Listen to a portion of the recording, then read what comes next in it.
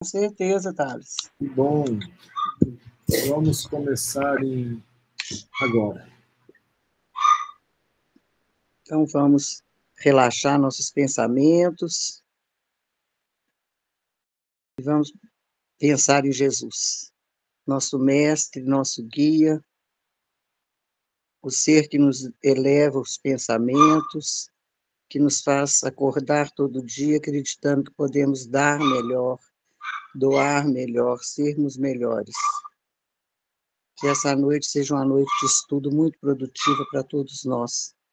Por Jesus nos guiando e tendo Thales como seu representante para nós. Obrigada, Senhor Jesus, por mais essa noite, por mais esse dia. E uma semana abençoada para todos nós. Que assim seja.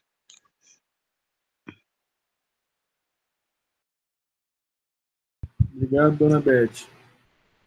A dona Nair, seja bem-vinda.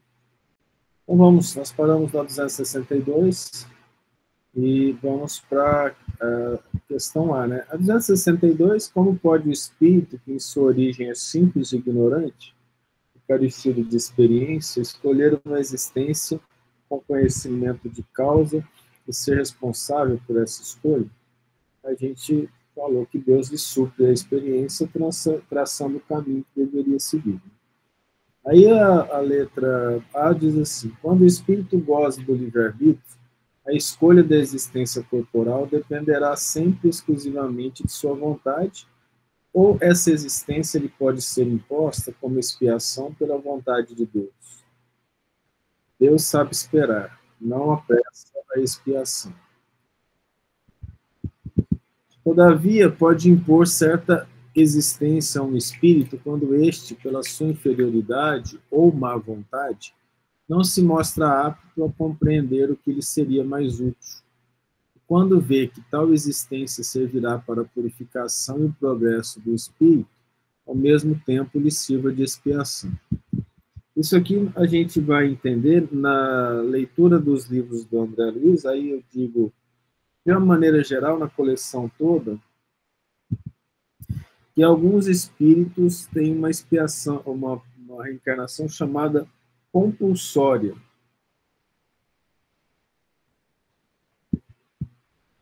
O que é essa compulsória?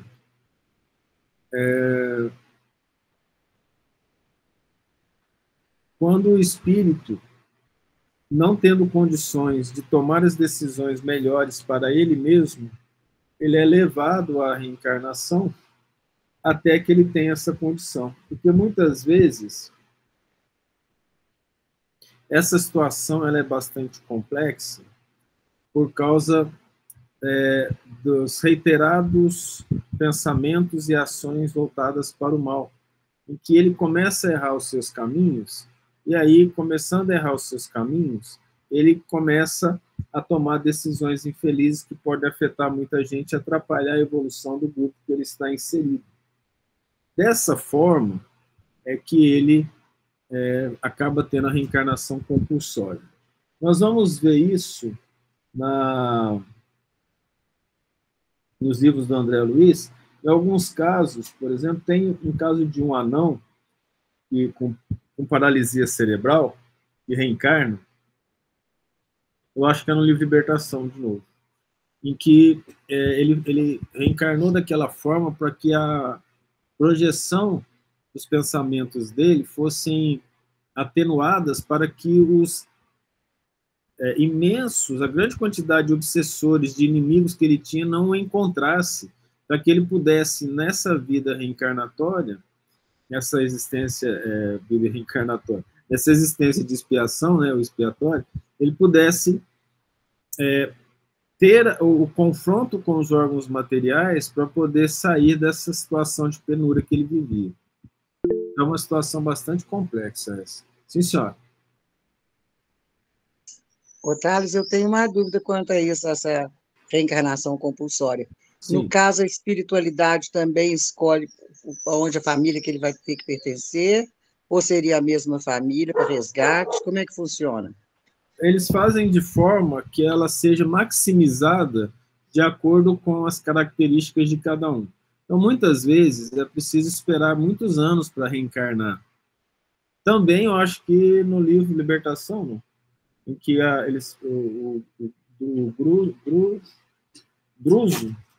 Gúbio, o Gúbio e o Silas tiveram que esperar vários anos para que uma pessoa que estava no umbral e eles não encontravam, pudesse ter uma condição de regeneração para que eles pudessem reencarnar devido ao débito com elas. Nesse caso do anão que você falou, dele, que era escolhida porque ela ajudou ele nas verdade. A Matê está lembrando aqui que no caso do anão, a mãe dele tinha um carinho por ele e foi uma cúmplice das maldades que ele fazia.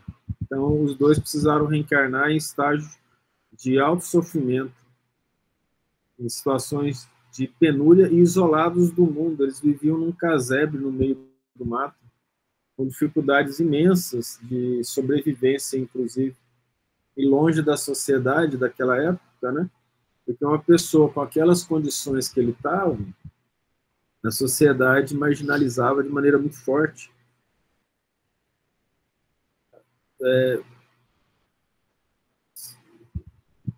Sempre é maximizado no sentido do bem. A reencarnação, dona Beth, é assim. Obrigada, Thales.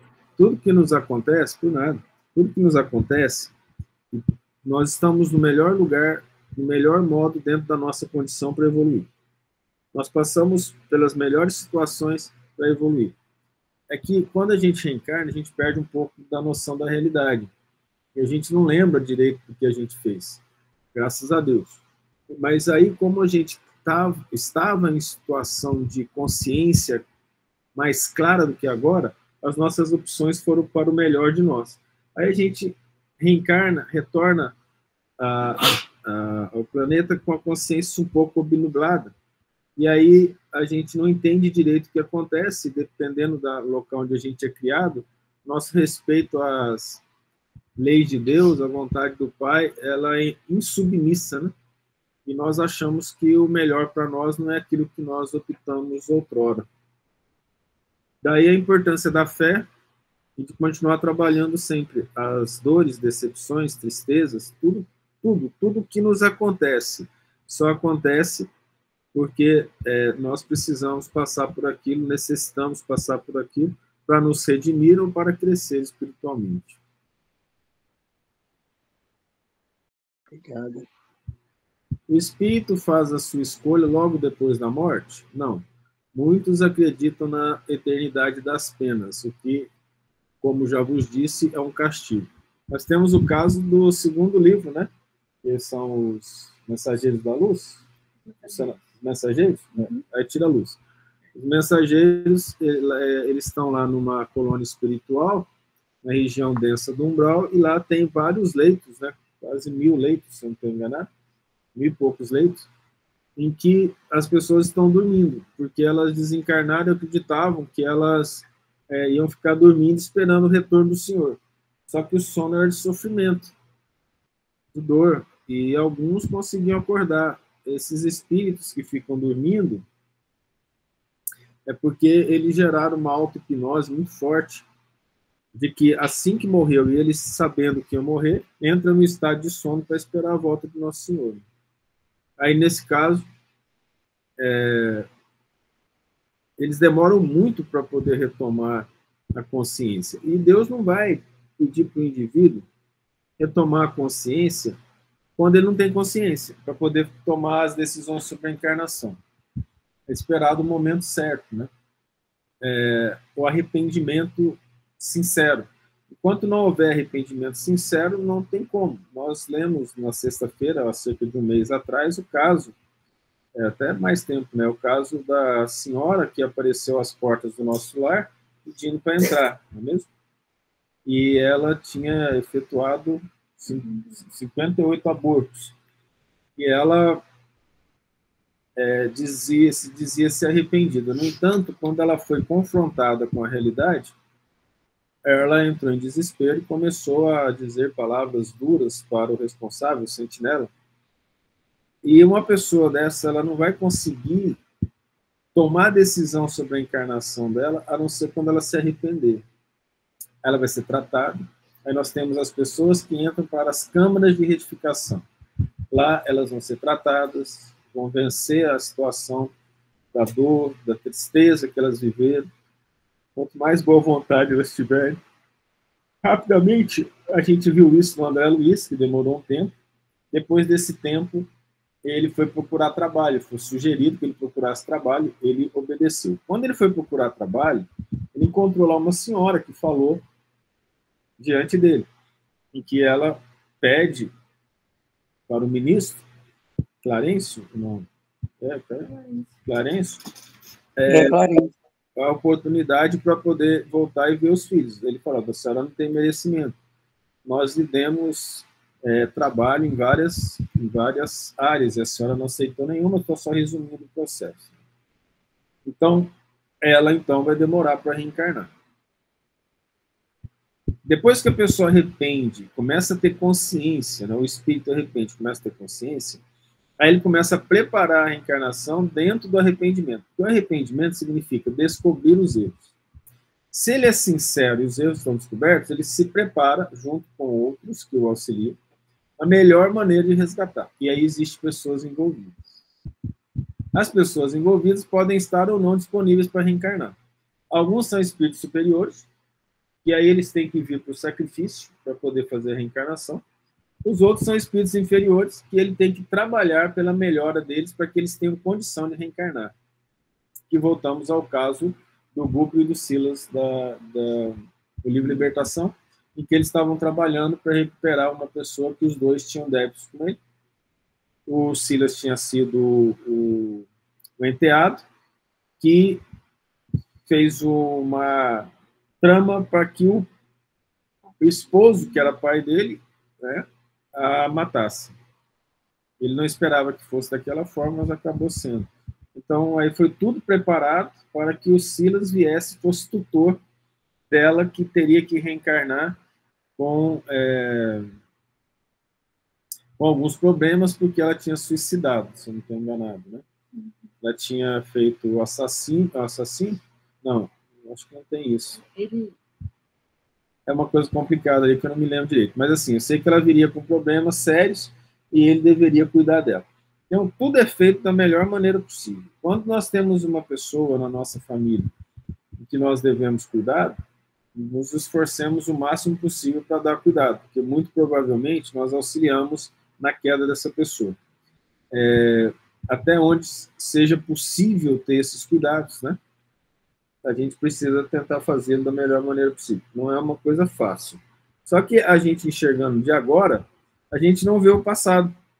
Então a gente acha que a situação está muito difícil, mas se nós temos essa expiação, essa provação à nossa frente, implica que Deus não nos mandaria nada que não fosse responsabilidade nossa. Então nós podemos, sem lembrar do passado, porque lembrar do passado requer uma situação complicada, vai lembrar coisa boa e coisa ruim, maioria ruim. Aí a gente tem que entender pelas circunstâncias o que nós fizemos, né? Se eu entrei nessa vida com alguma deficiência, essa deficiência tem a ver com as situações do passado. Se eu fiz as pessoas trabalharem demais à noite, em horário extra, a ponto delas perderem a visão, eu venho cego, por exemplo. Essa é uma das possibilidades de vir cego. Por isso que o Cristo cura um cego e fala, vai e não peques mais. Mas o homem era cego de nascença. Aí os apóstolos perguntam, mas quem pecou, ele ou os pais dele? Então, essa é uma situação importante para a gente entender na história do Cristo, né? Ele fala para o cego de nascença, vai e não peques mais. Mas o que o homem pecou para vir cego? Ele foi naquela vida. Ele só veio cego porque ele pecou. Ou se a pessoa enxerga muito mal e ela fala dessa maldade, a maldade que ela vê, mesmo não sendo maldade, está exacerbada e ela usa a maledicência para poder prejudicar os outros, ela acaba pedindo para vir cego. Nós temos o caso desse, no Evangelho segundo o Espiritismo, o Espírito cura Darmas. E ele fala para a moça pede para enxergar, ele fala, minha filha, se eu lhe abrisse os olhos, você se perderia. Ele conta um pouco do que a faria perder. Então, é melhor você ficar cega do que abrir os olhos. Aí nós vamos entender, é melhor que entres na vida sem um membro do que ele ser a causa de perdição. É melhor que entre, olha só o que o Cristo fala, melhor que entres na vida sem um olho do que esse olho ser a causa de perdição. Aí, agora o Espiritismo vem e explica em detalhes essas palavras do nosso Senhor Jesus Cristo. Algum questionamento?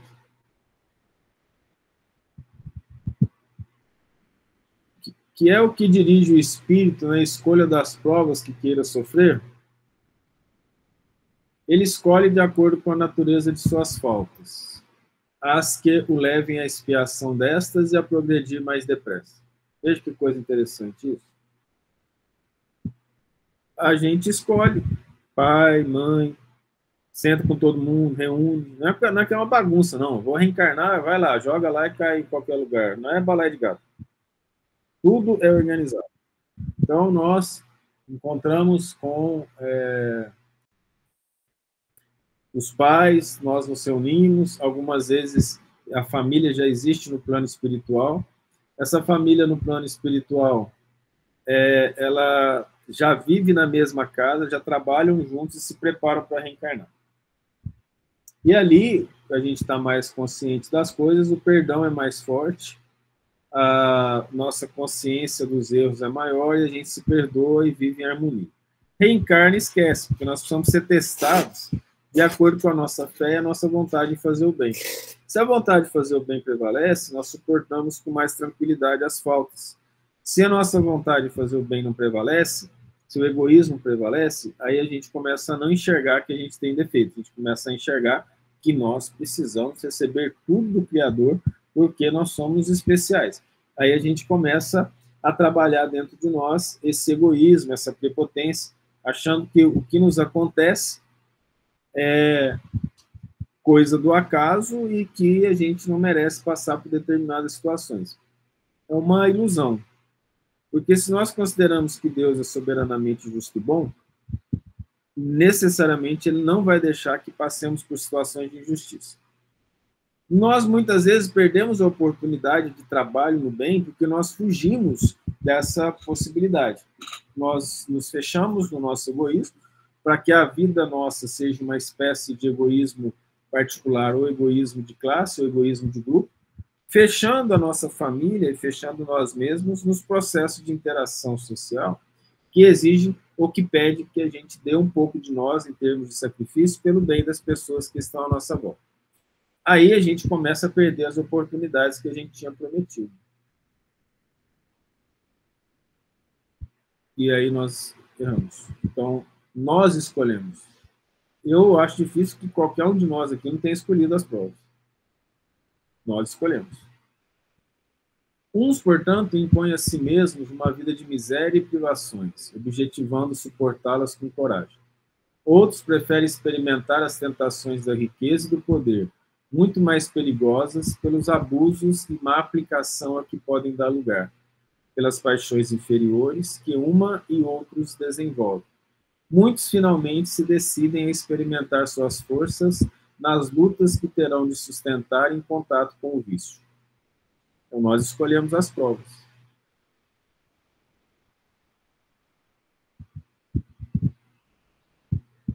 Família difícil, pais difíceis, filhos difíceis, esposa difícil, marido difícil. Muitas vezes era para não ser tão difícil, mas a gente opta por fazer o que é certo e os outros não optam. Aí a gente passa a entrar no estado de sofrimento, porque a promessa feita no passado não está sendo cumprida.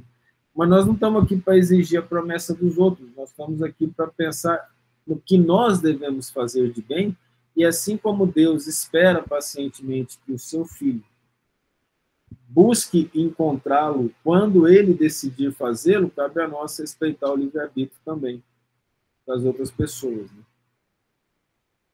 Mas nós, entre a miséria e a riqueza e a luta com o vício, existem várias nuances e também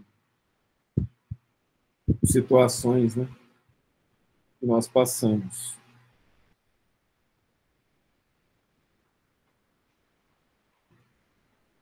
Havendo espíritos que por provação escolhem o contato do vício, Outros não haverá que o busquem por simpatia e pelo desejo de viverem no meio conforme os seus gostos, ou para poder entregar-se materialmente aos seus pendores materiais? Ah, sem dúvida, mas tão somente entre aqueles cujo senso moral ainda está pouco desenvolvido. A prova vem por si mesma, e eles a sofrem mais demoradamente. Olha, a pessoa que tem um vício, ela sofre a prova de maneira forte. Uma vez uma aluna chegou para mim e falou assim, meu pai já tem Alzheimer. Eu falei, nossa, mas qual a idade do seu pai? Ela falou, 40 e poucos anos, né? E eu falei, não, então não deve ser Alzheimer, deve ser a síndrome de Korsakoff, se eu não estou enganado o nome. Estou colocando aqui na internet para ver, é Korsakoff mesmo. A síndrome de Korsakoff, ela está associada a uma perda neurológica, de memória, tudo, que ela é complicada por falta de vitamina ou encefalopatia causada por excesso de bebida alcoólica desde criança. Aí eu perguntei, seu pai bebe? Desde os 11 anos de idade. Com 13, ele caía na rua e não voltava para casa. Que é um exemplo mais claro de que o indivíduo já sofre as consequências do vício. Ele já sofre as consequências do vício e começa a já pagar nessa mesma existência. Outros vícios também têm o mesmo sentido. A dor é grande. Quando nós fugimos da lei de Deus, a lei ela está programada e ela foi feita para nos chamar à realidade, nós mesmos.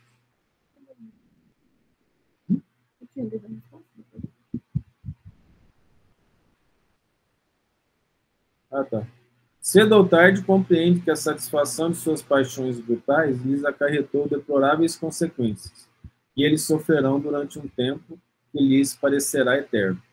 E Deus os deixará nessa persuasão até que se tornem conscientes da falta em que incorreram e peçam, por impulso próprio, lhe seja concedido resgatá-la mediante úteis provações. Nós temos o caso do André Luiz, Nosso Lar, primeiro livro da série. Ele ficou lá, segundo livro, 8 anos sofrendo no umbral, até que no impulso da alma veio uma prece sincera. No que veio a prece sincera, veio a ajuda. E aí foi o momento que ele reconheceu as coisas que ele fez aqui na Terra. A prece sincera possibilitou o resgate dele e o início de um processo de redenção.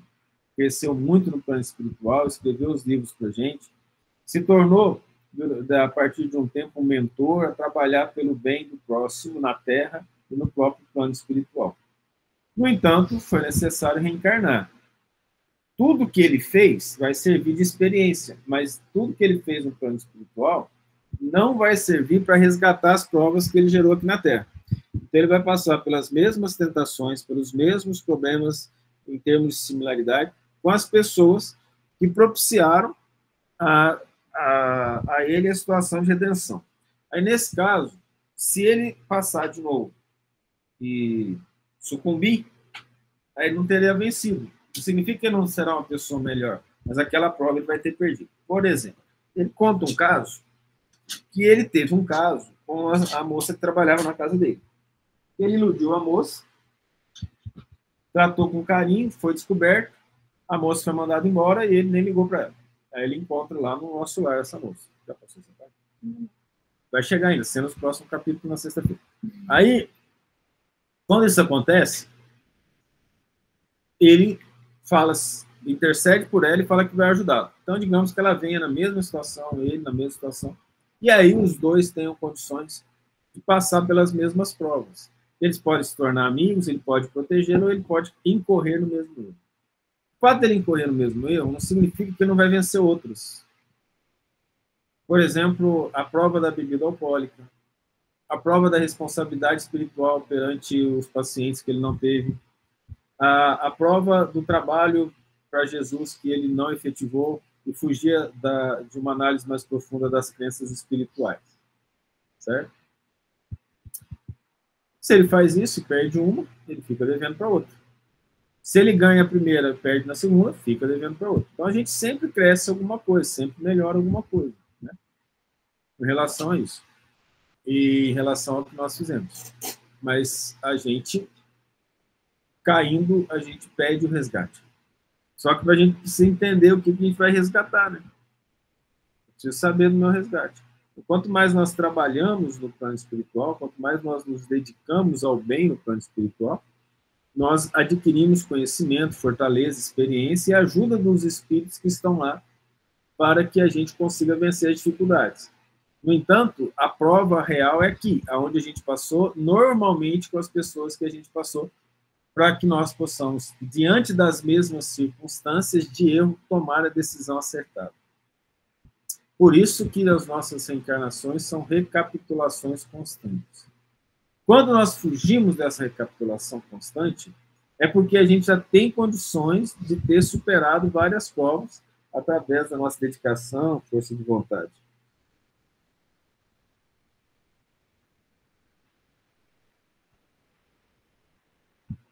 Tudo bem?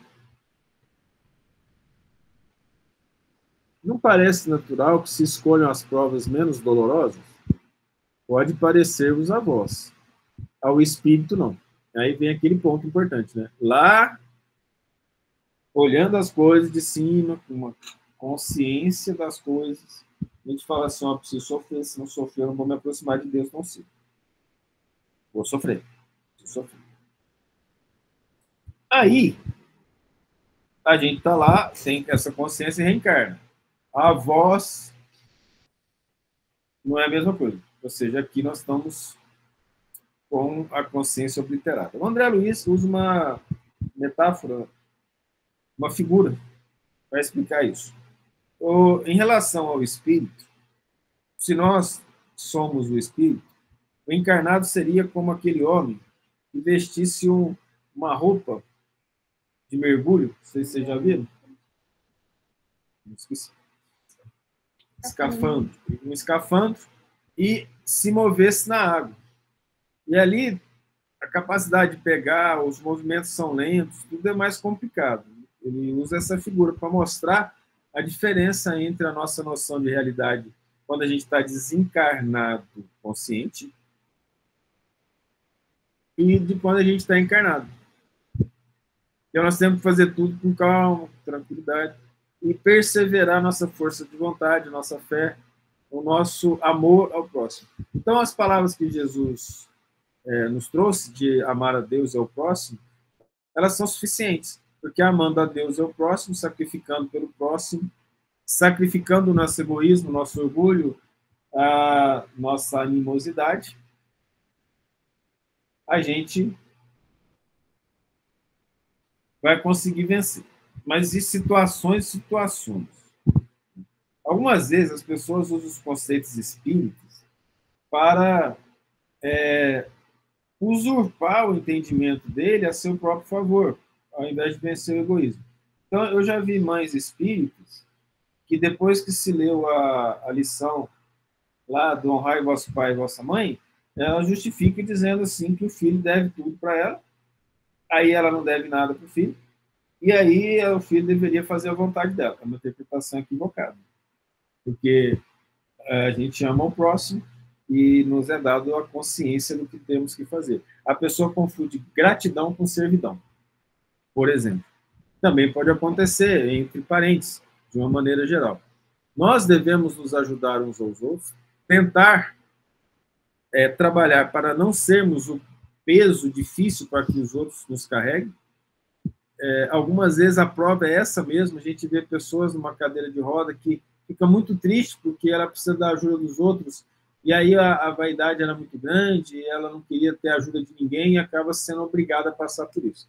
Por outro lado, nós vemos pessoas que aproveitam do vitimismo de uma doença para fazer com que as pessoas da família lhe obedeçam às vontades.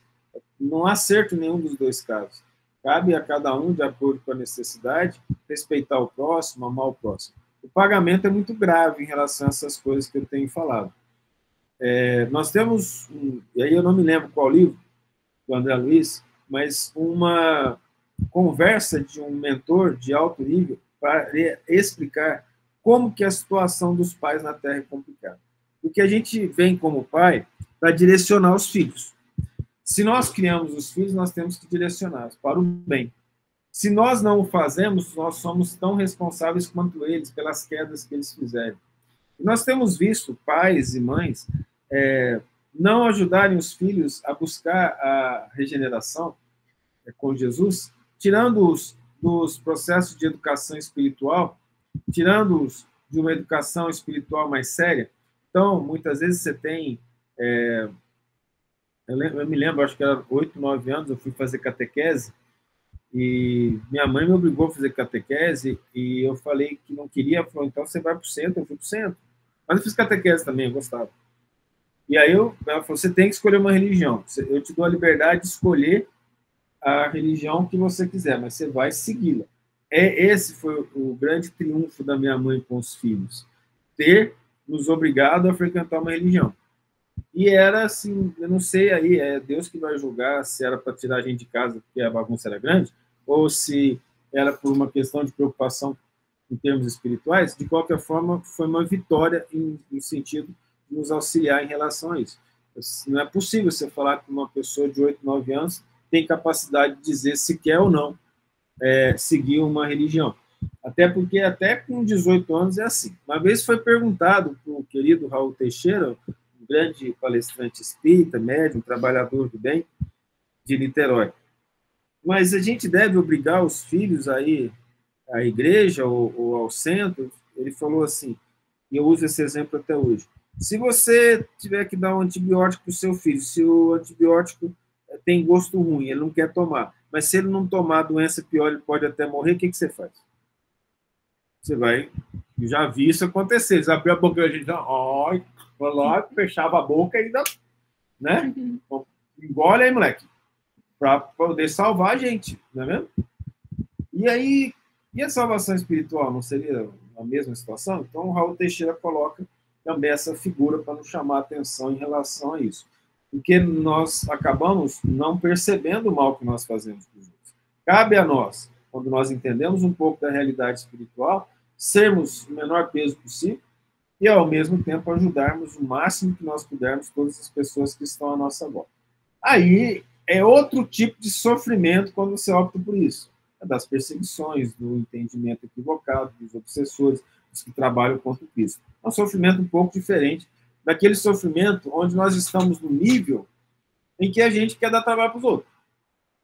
Isso aí é um tipo de sofrimento em que o indivíduo não tem nem noção da divindade dentro dele, ou se ele tem, ele não faz questão de dar atenção para ela. Mas não adianta, cedo ou tarde a conta vem. E ela pode vir nessa própria vida, com doenças da terceira idade, a senilidade, nós aprendemos isso com o André Luiz, né? Os problemas da senilidade, que é o envelhecimento com doença, diferente do ganho de idade com saúde, ela está associada a aspectos morais. Nós vamos ver no livro dele, conta o caso de um militar que batia nos presos por maldade.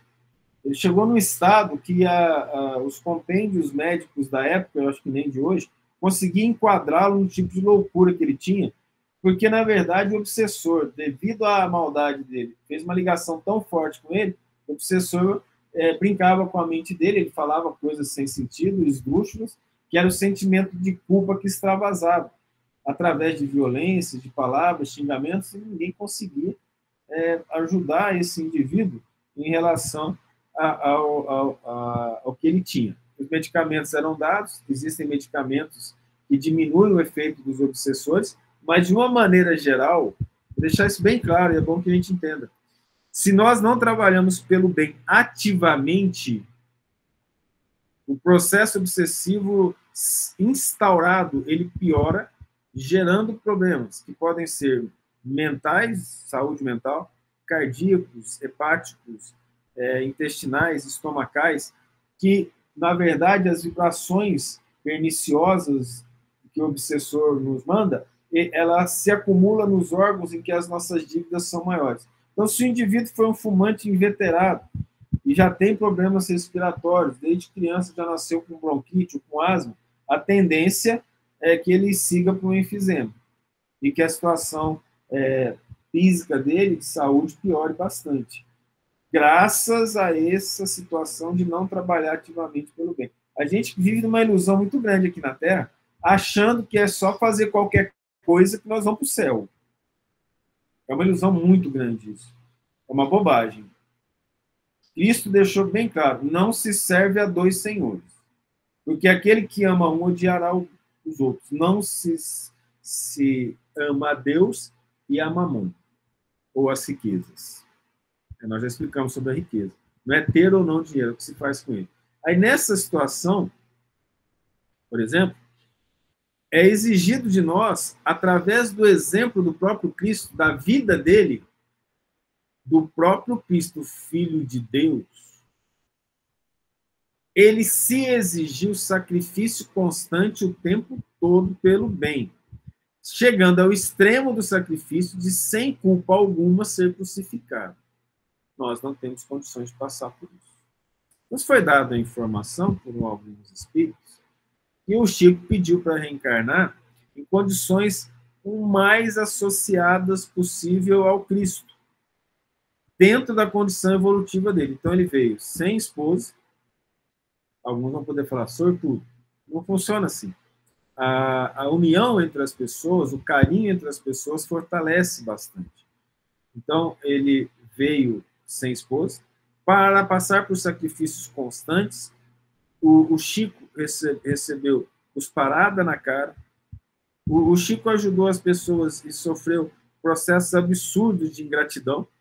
O Chico foi perseguido durante muitos anos da vida dele só por ser espírito, sem fazer mal algum.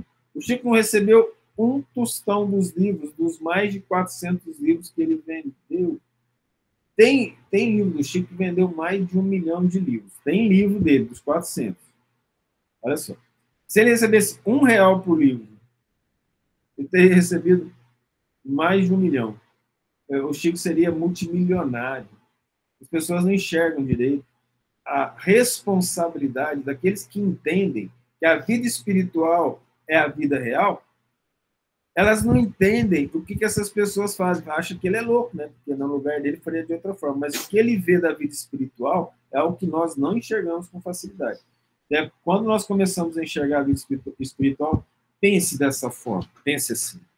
Um dia eu serei viajante do espaço sideral entre os planetas, os sóis e as galáxias. Em nome de Deus. Eu não terei um corpo que terá doenças, dores ou tristezas. O meu amor vai ser profundo. A minha relação com a divindade vai ser intensa. E o bem vai espargir de mim de uma maneira serena, calma, naturalmente. O que adianta eu ter o cofre cheio aqui na Terra? Ah, não, eu vou levar esse cofre cheio lá para o sol, onde está o Cristo. Vai queimar. Vai queimar. Então, assim, é uma ilusão, sabe, temporária. Se eu começo a levar a sério as coisas do Espírito, se eu acredito em reencarnação, se eu acredito que o bem precisa superar o mal dentro de mim, por isso que eu tenho que compreender de forma serena, disciplinada, que o bem é fundamental para o meu crescimento espiritual. Aí você vê um Francisco de Assis largando o pai rico, se despindo e indo trabalhar para Jesus. Você vê os apóstolos largando tudo que tinha. Quem quiser ler o Atos dos Apóstolos, as pessoas entravam lá, entregavam todo o dinheiro dele para o grupamento sobreviver e iam viver para fazer o bem para os outros. O nosso entendimento da realidade é muito curto, a ilusão é muito grande. Então, se eu entendo Deus como o Senhor desse universo imenso, dá uma olhada no universo. Ou não fica aqui na luz, não. Vai para um sítio, um lugar onde não tem luminosidade, dá uma olhada no céu à noite, se não tiver nublado, se não tiver poluído, se não tiver satélite do Elon Musk, aí você vai conseguir enxergar. Aí você vai falar, tem uma estrela passando veloz, é o satélite dele. Ó, tem outro, é o satélite dele. Não. Lá atrás tem aquela quantidade imensa de estrelas da nossa galáxia, que a gente vê uma porcentagem muito pequena. Chegamos a ver a nuvem de Magalhães, a galáxia Andrômeda. Fora isso, são bilhões de galáxias. O ser que nos fez criou isso tudo. E nós passamos a vida preocupados com os reais, com os dólares, achando que isso vai nos dar poder de quê? Num planeta que é o terceiro, considerando como origem o Sol, nem o maior, nem o menor, nem o mais belo, nem o mais feio, de um sistema pequeno, de uma galáxia que não é aquela maravilha de tamanho. Nós não temos nada para achar que nós somos melhores, a não ser pegar um dinheirinho e sair mostrando para o vizinho que a gente tem um carro novo. é o filho único. Mas olha que situação que a gente vive. Então, esses espíritos superiores entenderam que o trabalho para o Cristo é desconsiderar o valor exacerbado das coisas materiais. Nós precisamos dela. O nosso evangelho fala que o dinheiro é necessário para fomentar a evolução, a pesquisa, a ciência, o conhecimento. Não é sair nos tornando pobres, nos entregando para a sociedade, porque a sociedade cuida de nós, não. É viver como vivem os homens, sacrificando as necessidades e as frivolidades de cada dia, um sentimento de pureza que as possa santificar. Para viver em constante comunicação conosco, dizem os Espíritos no Evangelho segundo o Espiritismo, não é necessário envergar o silício e cobrir-se de cinzas. Viva como os homens, como devem viver os homens. Ora, qual o significado disso? Dada a condição que eu vivo, fazer o melhor para trabalhar para Deus, levando Deus aos corações, não sendo alguém que trabalha de forma contrária. Se nós falamos de Deus, se nós acreditamos nele, lutar contra ele é fazer parte do mal, que é por isso que esse planeta está dessa situação. Nós queremos que a nossa maneira de ser comande o universo à nossa volta. E o que é isso, se não egoísmo? O que é isso, se não prepotência? Trabalhemos com humildade para auxiliarmos os outros. Nós temos filho. Direcionar o filho para o bem é um trabalho maravilhoso, porque ele vai direcionar seus netos e assim os seus bisnetos, e o bem vai se propagando. Se eu formo um casal, eu tenho que ser o mais límpido possível em relação ao meu relacionamento de entrega e amor, mesmo sendo magoado, machucado, perdão é fundamental, até chegar a um ponto que não tem condições mais, tchau, continua vivendo para Jesus. Mas dentro da convivência entre duas pessoas é necessário uma entrega, um amor, para que a família nasça nesse ambiente de amor, para que seja planejado, não só vir o filho, e se ele vai ter escola, se ele vai ter uma boa profissão, porque nós vamos morrer. Salvo prove o contrário, que até agora não foi provado, o corpo vai morrer. Então, por que eu não faço planejamento da vida espiritual das pessoas que estão do meu lado? É uma situação muito complexa. Eu não ensino a criança a orar, a se ligar a Deus. Vai chegar uma hora que não tem dinheiro que paga a saúde mental. Quantas pessoas ricas, bem de vida, entraram com processos de demência? As demências da terceira idade, outras até antes da terceira idade. Nós temos as demências de origem motora, como os parkinsonismos ou a própria doença de Parkinson. Nós temos os casos das doenças associadas às cognições que atrapalham o processo cognitivo, como o caso do Alzheimer, da demência frontotemporal, e eles não param de encontrar demências, em problemas sérios. E aí o indivíduo é rico, e o que ele tem? Ele tem demência. Nossa, está aproveitando bastante a vida dele. O caso do Bruce Willis, da demência frontotemporal. O indivíduo não consegue fazer mais nada, é um milionário, é um ator americano. E aí? O dinheiro dele foi para quê mesmo? Para pagar os médicos da demência? Para cuidar dele? A gente não pensa, né? Aí você tem um filho que na adolescência, por exemplo, devido a uma circunstância infeliz, começa a usar droga. Aliás, quantos filhos de milionários são drogados? Porque a falta de atenção espiritual fez com que o indivíduo se sentisse solitário e, ao mesmo tempo, na exacerbação do seu orgulho, do seu egoísmo, ele passa a não encontrar valor na vida que lhe parece vazia. Aí ele vai atrás também das coisas exteriores, porque nada interior ele teve, ele é oco. Ele não aprendeu a orar, ele não aprendeu a falar com Deus, ele não aprendeu a valorizar as pessoas, não aprendeu a amar nem pai e mãe, porque não lhe deram amor de volta. Eu conheci uma criança lá, um adolescente, no primeiro ano, tinha 15 anos, lá em Goiânia, um menino dando trabalho demais, chamei a atenção dele, falou, meu filho, eu tenho que te tirar da sala, porque eu te mudei de lugar, você continuou conversando, te coloquei atrás, está chamando o outro lá longe, fica lá fora para mim um pouquinho. O menino desceu, a camisa dele estava do avesso e suja, um tênis daquela época, que custava um absurdo. O menino saiu. Eu cheguei para a menina que cuidava da sala e falei assim, que rapaz tem lá? Porque ele tá... Ah, a situação dele é difícil, professor. Ele é filho de gente muito rica e os pais não ligam para ele. Os pais vivem viajando. Mas ele tem um cartão de crédito à vontade, tem uma pessoa que cuida da casa, que cuida dele, pode fazer o que ele quiser. Chamei o menino para conversar. O menino foi e contou a história dele em lágrimas.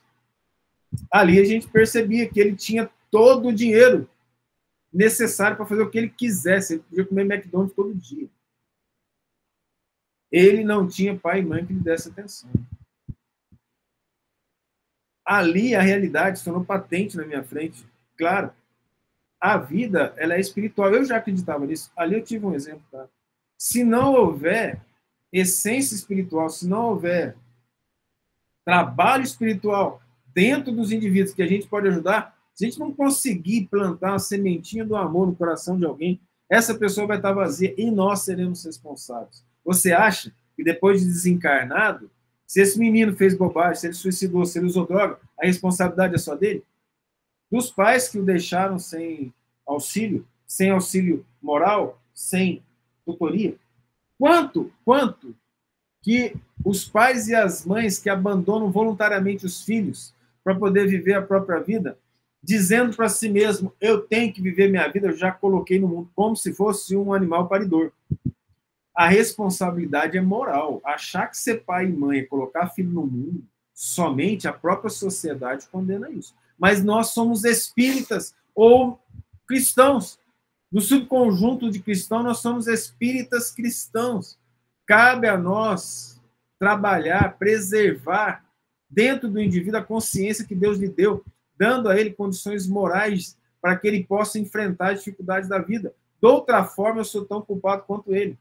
Isso vale para o irmão, vale para a tia, vale para o amigo, vale para quem está à nossa volta. A responsabilidade é nossa. Daí nós vamos concluir, através de uma generalização, uma indução de raciocínio, que se o mundo está desse jeito, nós somos responsáveis.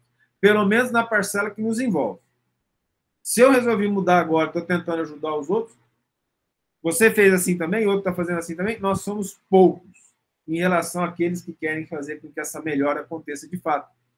Se nós enxergamos o mundo espiritual da maneira e da realidade que nos é colocado, nós temos aí uns livros do André Luiz mostrando a realidade do mundo espiritual, fazendo aquilo que o Cristo falou, mostrando o que o Cristo falou através de exemplos da vida dos reencarnados e da vida dos espíritos. Quem erra, sofre. Quem luta pelo bem, já é feliz. É isso. Situação simples. Aí nós vamos escolher nossas provas. Escolhi passar pela dificuldade, depois ficar reclamando. Posso reclamar, sim. A questão é como que eu reclamo. Nossa, também estou proibido de reclamar? Não, reclamo. Mas não reclama pensando mal dos outros. Se for para dar exemplo, se for para desabafar, se for para se entregar em relação aos amigos, e aí vem a situação, né? Você conta para os amigos vão e se detona aí. Eles fazendo a mesma coisa. Aí você se entrega e fala, nossa, passando por uma situação difícil, né? Uma situação complicada, mas estou vencendo, estou lutando. A situação é complicada mesmo. Eu tenho parentes difíceis, eu tenho pai, mãe difícil, eu tenho irmão difícil, eu tenho irmã difícil, eu sou difícil. Então, são coisas que a gente tem o direito de conversar, tem o direito de falar. Nós podemos falar, claramente. Mas lá dentro de nós é que vai determinar o estado de espírito em que eu estou fazendo isso. Pelo bem dos outros? Ou simplesmente porque eu acho que Deus está sendo injusto comigo? Só comigo. A gente chega à ilusão de achar que Deus só é injusto com a gente. Porque a gente quer melhor que os outros. Então, eu tenho desejo de ter algo que o vizinho tem. O vizinho tem, eu acho que Deus é injusto comigo. Mas a gente não olha que ele trabalhou para fazer isso, que ele conseguiu, que faz parte do planejamento de vida dele, ter uma vida melhor que ele escolheu. O caso do jovem rico, que fala, Senhor, o que eu faço para ter a vida eterna? Siga os mandamentos. Honra teu pai e tua mãe, não furtarás. Senhor, eu tenho feito isso desde a minha mocidade. Aí o Cristo captou o pensamento dele. Vai, vende tudo que tens, dá aos pobres, vem e segue-me. Ele saiu triste porque ele falou, tem coisa demais para dar. Se ele tem coisa demais para dar, ele poderia ter ficado com um pouquinho só e ter dado o resto. Né? Provavelmente uma pessoa dessa, se ele desse 98% que ele tem, ele ainda fica bem. Mas ali o Cristo pegou a situação. Depois o Cristo fala, né, sobre esse apego. Aí ele fala, em verdade vos digo que é mais fácil um camelo passar pelo buraco de uma agulha do que um rico entrar no reino dos céus. Por que ele fala isso? Por causa do apego aos bens. Já Jesus em casa de Zaqueu. Zaqueu espera o Cristo na árvore. Zaqueu, eu preciso para a tua casa hoje. Zaqueu recebe o Cristo. Conversa com a família, fala, Senhor, a partir de agora eu darei metade dos meus bens aos pobres e se eu prejudiquei alguém, eu lhe pagarei em dobro. Jesus fala, em verdade vos digo que hoje o reino dos céus entrou nessa casa, a salvação entrou nessa casa. Ora, se você é contra Jesus, se você acha que as palavras de Jesus estão incorretas, você não pode se dizer cristão. Então assume, meu filho. Assume a responsabilidade. Fala assim, ou eu sou cristão, ou é assim, ou não é, né? Para não falar a palavra feia, ou você faz ou desocupa muito, entendeu? Só que eu estou falando isso de brincadeira. O Cristo, Deus abre os braços para todos. Eu sou hipócrita agora, eu não faço as coisas direito agora, eu só penso em mim agora. Continua me esperando. Só que aí não pode não fazer nada. O sofrimento vem. Eu atraio para mim obsessores que pensam como eu, que começam a agir sobre o meu corpo, sobre o meu perispírito, eu começo a ter doenças, a ter dores, a ter situações difíceis, a ter mal-estar, a não conseguir vencer essas dificuldades. Então, nessa situação toda, a questão é de coerência, né? Eu vou ou não fazer o bem? Aí eu posso dizer, eu sou um trabalhador do bem. Sou. Ah, você é perfeito? Não, meu filho. Eu sou imperfeito. E estou vendo que as minhas dificuldades são imensas. E são grandes. E os defeitos são muitos. Mas eu comecei a trabalhar para resgatar. Eu tenho uma dívida no céu, no plano espiritual. Mas eu estou pagando. E aí Deus dividiu para mim nas prestações que eu consigo. Que eu consigo pagar. Ele já me deu isso. Me deu a chance de pagar. Como é que chama isso? Parcelas reencarnacionais. Pago através de dedicações constantes ao bem e à família, ao próximo, com amor a Deus. Todos pagam a mesma coisa. A questão é, estou disposto a pagar? Quando? Estou disposto a fazer isso? Quando? Eu vou continuar vivendo na ilusão? Vamos relembrar agora, para terminar esse bate-papo nosso, que é bem interessante. Um homem, Jesus propõe essa parábola. Um homem vê que o seu campo deu muito mais do que ele esperava. E ele começa a pensar de consigo, de si para consigo mesmo. O que eu farei? Destruirei meus celeiros e os farei maiores, guardarei tudo que tenho e viverei e regatearei durante muitos anos. E Deus chega para esse homem nesse dia e fala, tolo, hoje eu levarei a tua alma. Tem gente que gasta a vida para poder ter um determinado carro. E aí vem a ironia do destino, que ele serve de exemplo para os outros, né? Em um mês ele falece, vai de carro para o céu. Vai dos elétricos, porque você vai ter que parar para abastecer ali nas nuvens do sais, né? Já bota um raio lá e você já vai de carro elétrico. Vai lá e fala, Senhor, comprei um carro aqui, ó, estou chegando aqui no céu. Uhum. Já vai direto lá para baixo. Se for já... Eu aconselho a comprar combustão para usar as lenhas do inferno, porque fogo não falta lá. Você já leva as lenhas, bota na caminhonete e já taca fogo lá no negócio. Então, assim, tem umas coisas que, se a gente for pensar em detalhes, a gente é muito tolo. A gente se apega a coisas que não tem condição. Eu quero ter para quê? Para os outros ver. Vai ver ser numa situação muito difícil lá no umbral. Eu estou ameaçador hoje, hein? Mas é verdade. E o que vai acontecer? É verdade. Entendeu? Aqui esse grupo, a gente não vai fazer nada pelo bem, não vai ajudar os outros.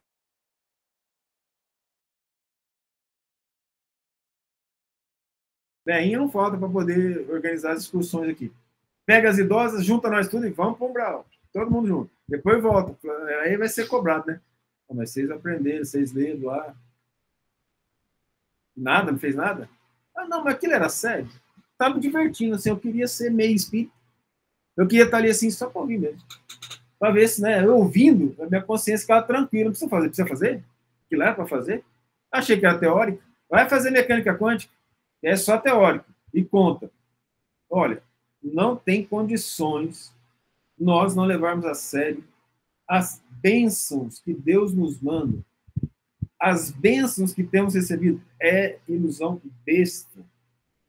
O indivíduo valoriza o corpo. Estou muito bonito, estou muito bonita. É maravilhoso. Aí você vê a pessoa com saúde mental, porque ela vai envelhecendo.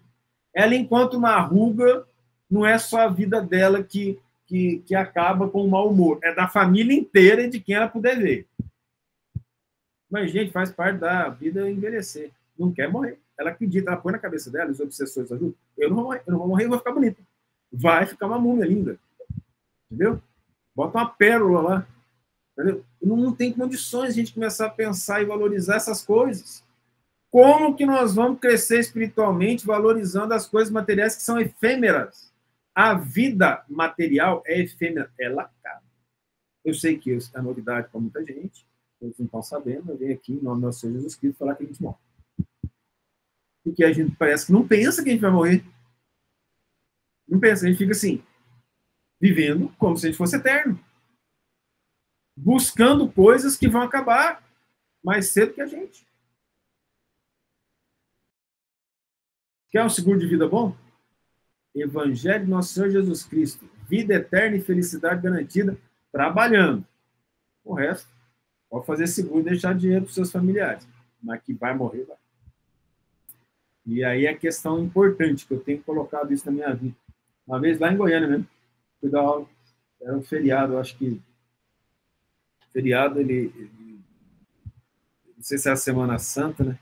Aí os colégios deram aula na quinta, e a gente foi lá dar aula, e um aluno falou assim, professor, dispensa a gente. Eu falei, não posso.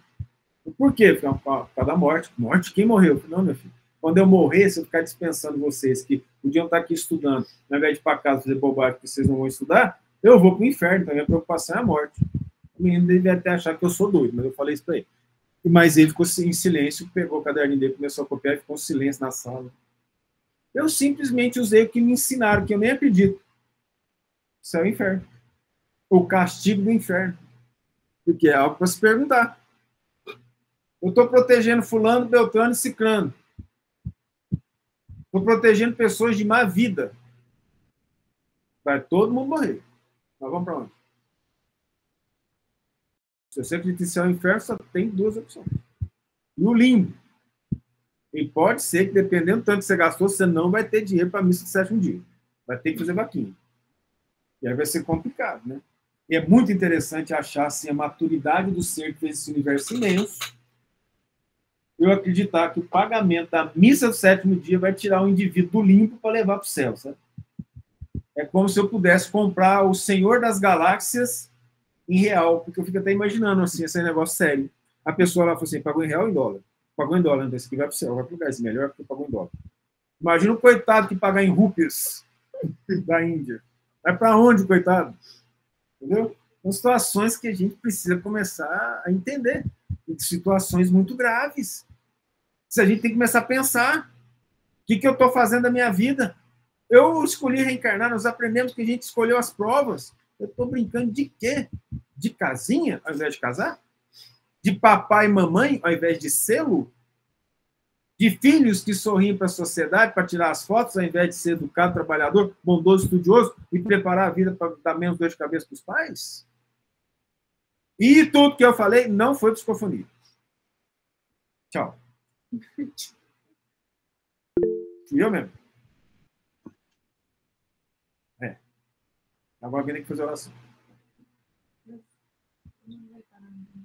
Tem que parar. Quando voltar, tem que fazer oração.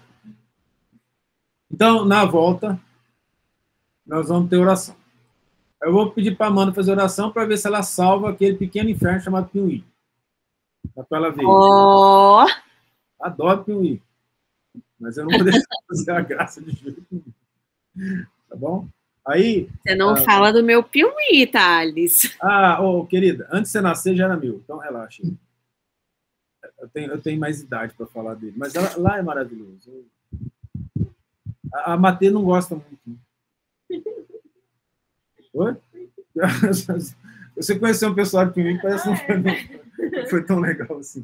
Mas tá bom. É verdade. É verdade. Nós vamos parar aqui uns minutinhos, vamos voltar às 7h10, tá? Aí a Amanda faz a oração do final dessa e início da outra, tá bom? Lembra do cafezinho que você não pode fazer? É aquela história toda. Um beijão para vocês. Até.